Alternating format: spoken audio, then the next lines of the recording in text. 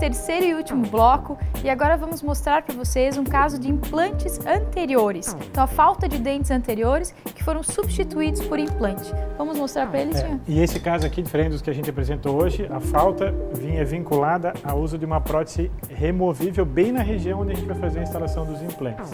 Então, o que deixa a pessoa ainda mais constrangida, tá? O que acontece aqui? De novo, a gente percebe que tem problemas em dentes vizinhos e tal, mas o foco, então, desse caso em questão é a região superior anterior.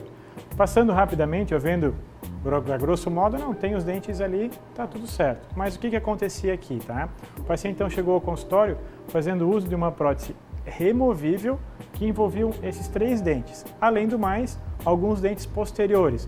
Mas isso a gente vai mostrar para vocês em programas mais para frente, porque houve até a realização de alguns enxertos no seio maxilar para poder fazer a instalação dos implantes. Aqui na frente não, tá?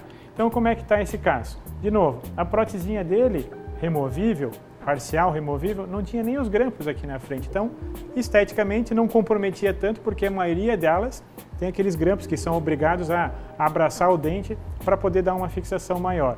Mas no caso dele em questão, tinha toda uma infraestrutura, ou uma sobreestrutura envolvendo a parte mais palatina dos dentes, ou a parte mais interna dos dentes, que ajudava então nessa retenção. Mas o caso então é esse. Ele tinha aqui parcialmente a região do palato, ou a região do céu da boca preenchido com essa estrutura metálica, e aí vocês em casa também imaginem a dificuldade de higienizar essa região, porque querendo ou não, na hora que esse paciente alimenta, vai acumulando alimentos nesses espaços e para poder higienizar, logicamente só tirando, e aí tem todo um sacrifício maior para poder fazer a higienização correta.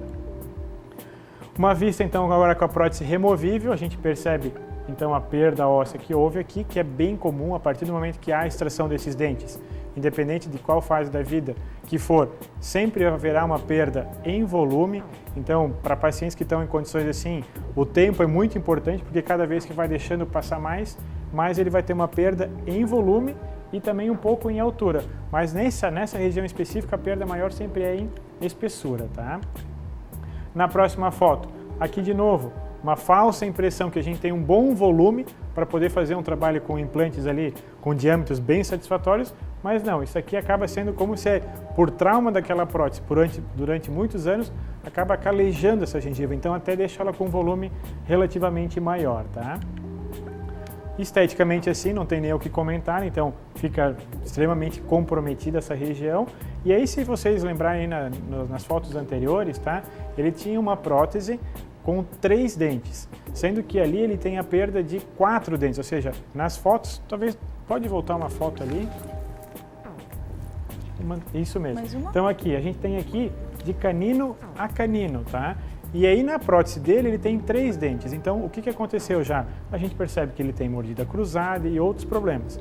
Mas nessa definição, dessa conversa com ele, se o paciente teria indicações aí de outros tratamentos, até de ortodontia, mas chega num ponto ou num estágio da vida que a pessoa não, ela quer resolver aquela situação naquele momento. Então, a gente fez a reabilitação também com o uso dos 3 implantes, lembrando que se fosse por uma contagem existente dos dentes num odontograma, teriam ali 4 dentes. Mas não daria para colocar 2 muito pequenos e 2 maiores, seriam os 2 anteriores, porque ia dar uma diferença muito grande.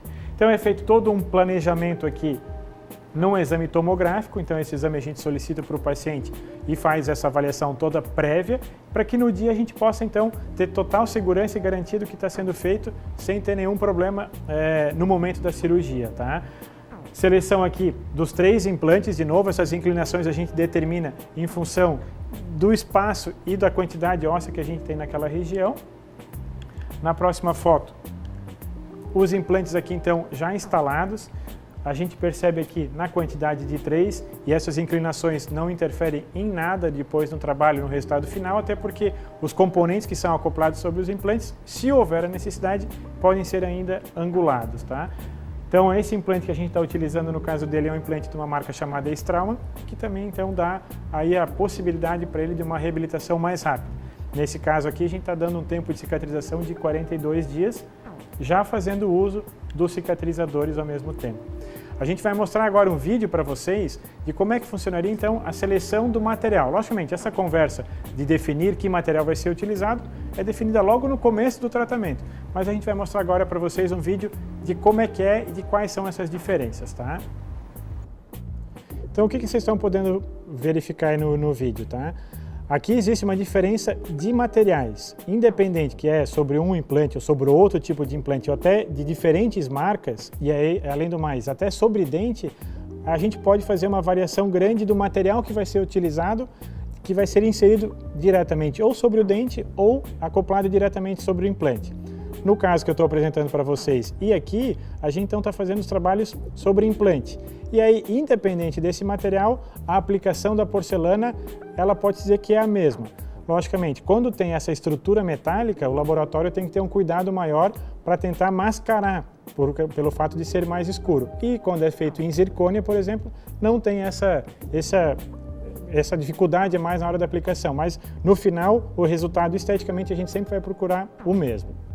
Neste caso, então, numa conversa prévia com o paciente, logo no início do seu atendimento, foi definido como material para a reabilitação com uma estrutura metálica, tá? Então, como eu comentei no vídeo, existe agora um cuidado muito grande para que se mascare, pelo simples fato de ser mais escuro do que, logicamente, o dente e se comparado com a zircônia. Então, o laboratório tem que ter um cuidado maior para poder mascarar antes de fazer as aplicações de todas as camadas de porcelana. Seleção da cor, a gente leva em consideração, logicamente, os dentes vizinhos. A gente percebe, logicamente, que o dente tem algumas manchas, que são características do próprio dente. Os caninos, que é os dentes que a gente está tomando a cor, já são até um pouquinho mais escuros que os demais, mas a gente consegue, na porcelana, nos dias de hoje, fazer aí caracterizações, pinturas, para deixar o mais próximo do real possível. Aqui, então, está sendo feita a prova daquela estrutura junto com a porcelana já aplicada e a gente percebe algumas falhas aqui, tanto aqui como até na própria linha incisal, e que a gente vê que ficou muito reto. Por isso a gente percebe a necessidade e a importância desse tipo de prova da porcelana antes de concluir.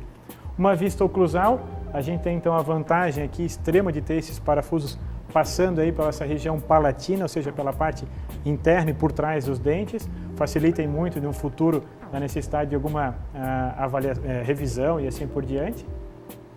Aqui um sorriso do paciente ainda em prova, e agora a gente já vai perceber que a gente tem algumas diferenças daquela foto anterior para essa. Então a gente já não tem mais aquela linha tão reta, porque a gente percebeu a necessidade de alongar um pouquinho mais os dentes e, logicamente, é incomparável com o que ele tinha lá no começo do tratamento.